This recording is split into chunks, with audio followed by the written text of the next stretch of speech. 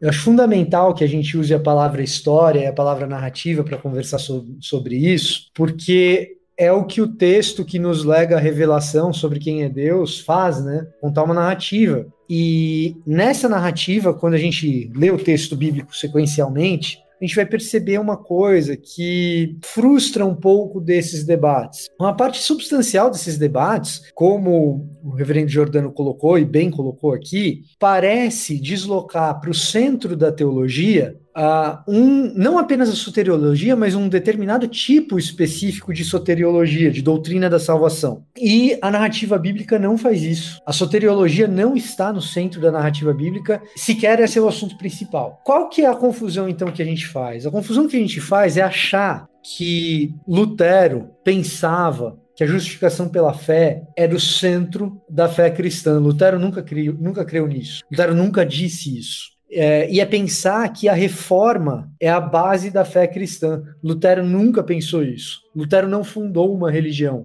Amém.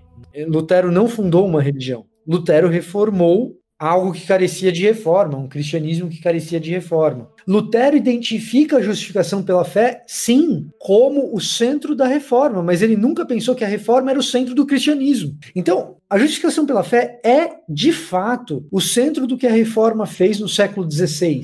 E muito do que a reforma precisou fazer no século XVI girou em torno da soteriologia, o que não significa que qualquer teologia sistemática, protestante, sofisticada, tenha na soteriologia o centro da sua teologia. Não tem. Sabe quem tem como centro da sua teologia a soteriologia? Os sistemas evangelísticos do século XX, que formam muito da base do que a gente entende teologicamente como o evangelicalismo conservador. Então, para a gente aprender uma boa estratégia de evangelismo que alcance as massas, a gente aprende determinados tipos de técnicas que são válidas para que a gente comunique com eficiência, como, por exemplo, as 4 leis espirituais. Qual é o risco? O risco é achar que as 4 leis espirituais são o evangelho. O risco é achar que as 4 leis espirituais são o centro do que é a narrativa bíblica. Quando, na verdade, o centro do que é a narrativa bíblica é a história de como Deus cria um mundo bom que é corrompido pela maldade, pela crueldade, pelo pecado humano, e como esse próprio Deus restaura esse cosmos corrompido para sua honra e sua glória,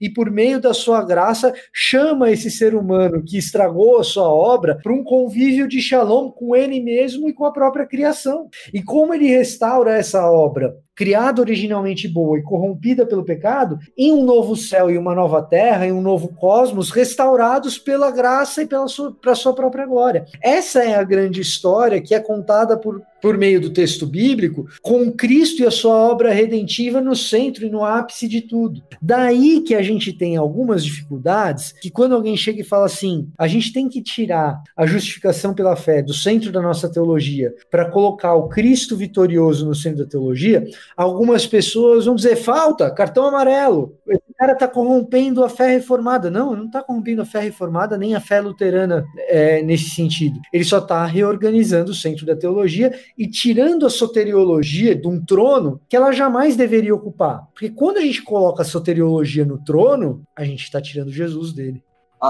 Um exemplo aqui, há alguns anos atrás eu peguei um manual de discipulado para usar na igreja e esse manual de discipulado ele era em aulas, né? E aí a aula 2 era quem é Deus. Veja só, a aula 2 é quem é Deus. A aula 1, o assunto era certeza da salvação. Nossa. Então, é errado a gente falar e tratar de certeza da salvação? É não.